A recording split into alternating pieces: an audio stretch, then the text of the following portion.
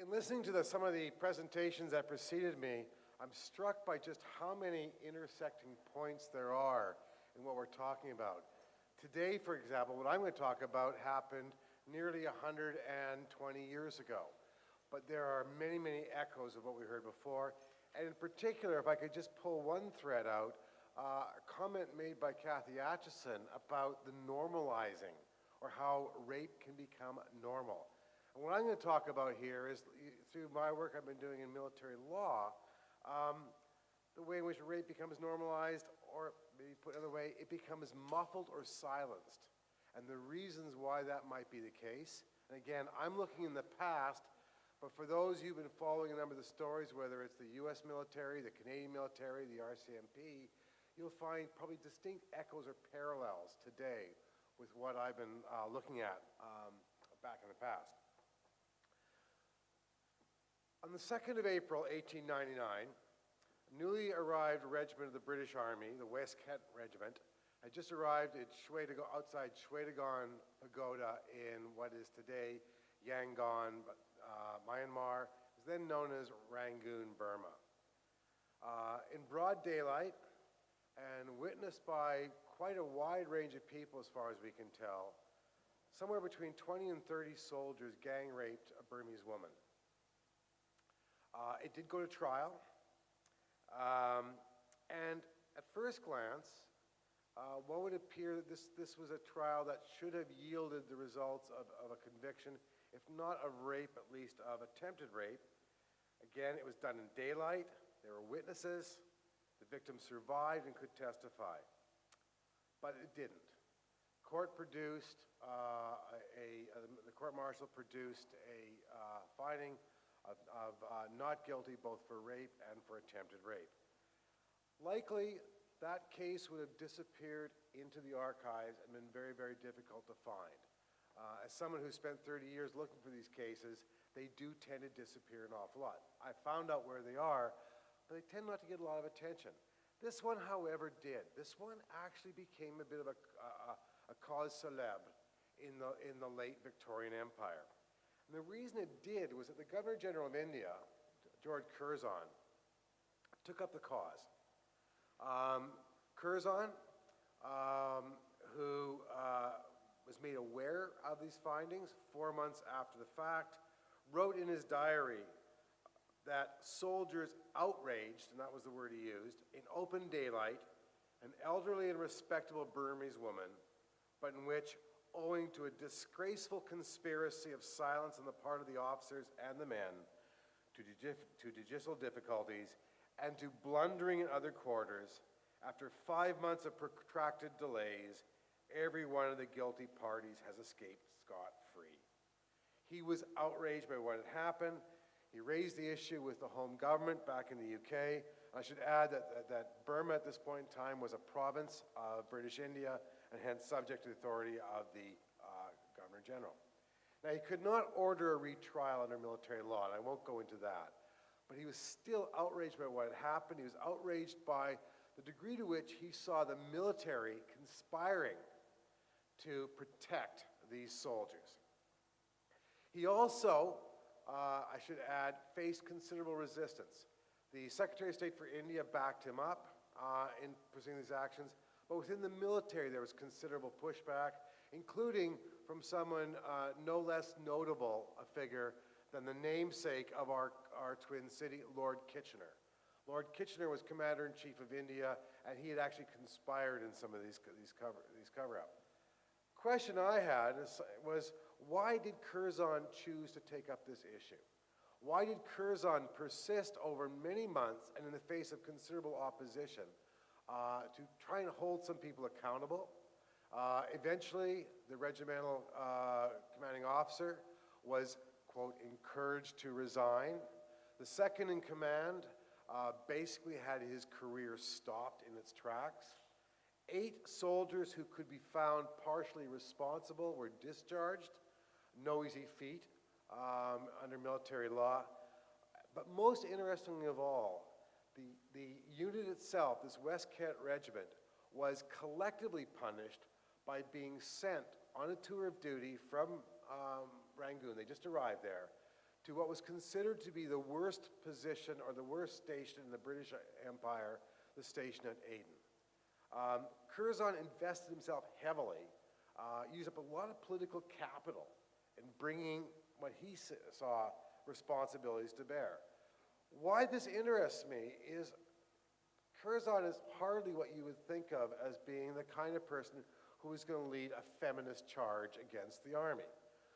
Lord Curzon, for example, in his correspondence, was obsessed by the possibility that Indian princes, who were increasingly going to Europe to study, to socialize, and to party, that they may engage in sexual activities with European women.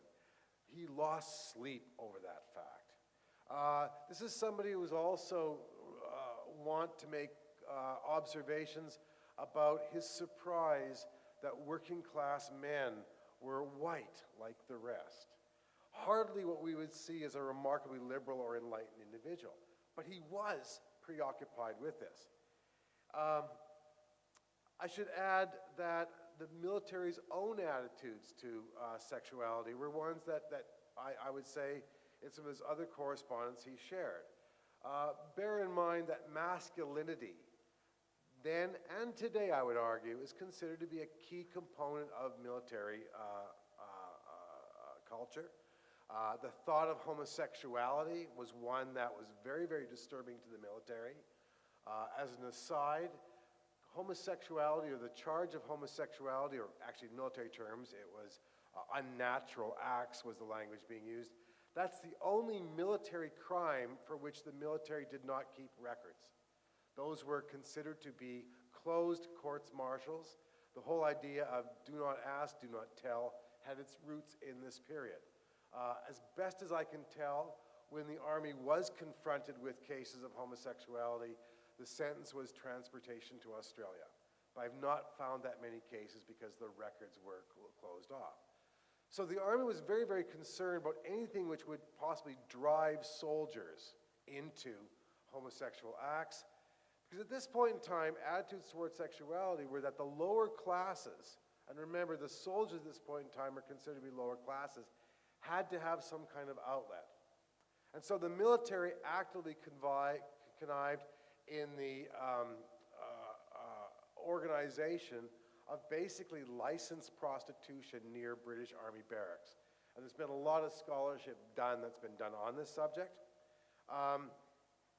They're called lock hospitals. They were used because the other Army's big fear was, on the one hand, they felt they needed to provide appropriate opportunities for soldiers. Otherwise, the alternative of homosexuality was something which they just did not want to consider.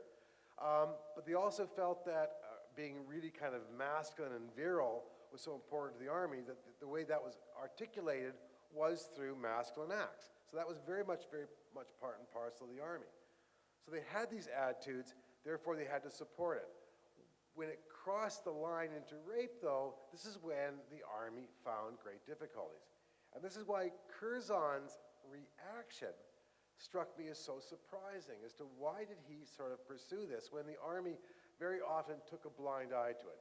The exceptions were extremely underage or extremely brutal cases, or where alcohol was involved. These were cases where I tend to find the military law tended to be more zealous in the prosecution of soldiers guilty of it. In the case of what happened here in Rangoon in 1899, why Curzon took the stand that he did, I think, is largely emerged from the fact that, well, he recognized that soldiers needed to have sexual outlets. Venereal disease in the British Army was currently around 30 to 35%. There was no good cure at this point in time, and so it did have a tremendous impact upon the military. If that many soldiers were coming down with venereal disease, that affected your military efficiency. So the Army did connive in providing prostitutes for soldiers. This woman, however, was not a prostitute. It was outside the barracks, and it was threatening military discipline. So that was part of where I think Curzon was coming from.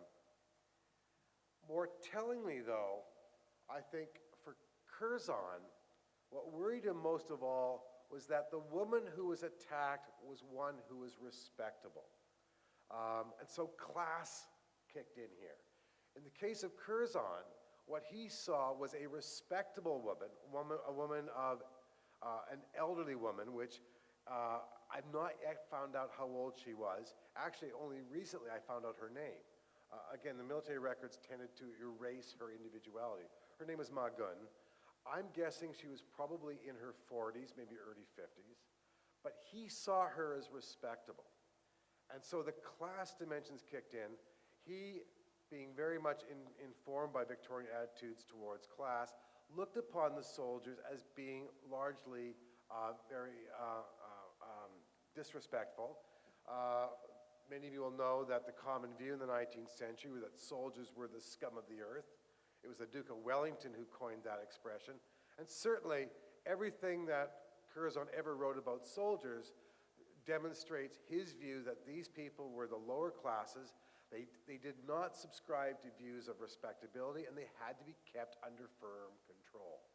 And therefore, this outbreak of activity on their part showed that lack of control. The regiment itself, I would add, it was known as the West Kent Regiment. Most of its troops were recruited from the poorest parts of East London, and therefore we would be seen to be, that it's the most marginalized groups of the proletariat. So for somebody like Curzon, looking at the case, I would say that he was less informed by the race of the victim and more by the class of the perpetrators. So this is where I think class is a particularly important part for Curzon. There is also, I would add for Curzon, a really important principle of the assertion of civil authority over the military. This is a long-standing battle in India, and I won't go into those details, but he and Kitchener had a big battle that was going on. It was a battle, frankly, he eventually lost. He was forced to resign, and Kitchener managed to stay on. But it was, I think, a case where, for anybody who works in imperial history, this was a case where we see how that obviously gender is at play there, but you also have race and class. And in this case, for Curzon, it was the lower class soldiers succumbing to the basest kind of drive in their nature, where he found guilty of an act that upset the kind of social hierarchy in his view, which it was more important based upon class, whereas for the military, it was more a question of race. It is interesting in the court transcripts, the number of attempts that were made, they were disproven, to kind of blame the victim, as has also been pointed out, by kind of inferring that she was a prostitute, by referencing some of her bodily actions as being the typical actions of a prostitute, none of which were actually backed up in the court, but for other reasons, which I won't go into right now, they couldn't actually find them guilty through the normal court-martial process. So in the end, Curzon had to take action by, since invoking a notion of status. I will end by pointing out there was one other case later on, a very brutal case of murder committed by troops of a much more prestigious unit, where when he tried to do something similar and punish the unit by sentencing them to service elsewhere, he lost that battle. Because in that case, the soldiers were, in a sense, defended by their higher class status. This regiment, arguably probably the least respectable unit, he was able to address them through class. So that's my contribution to what is I think, a much needed conversation we're having. And I would like to now invite up Professor Heather Smythe from English, who will be speaking on rape culture and racism.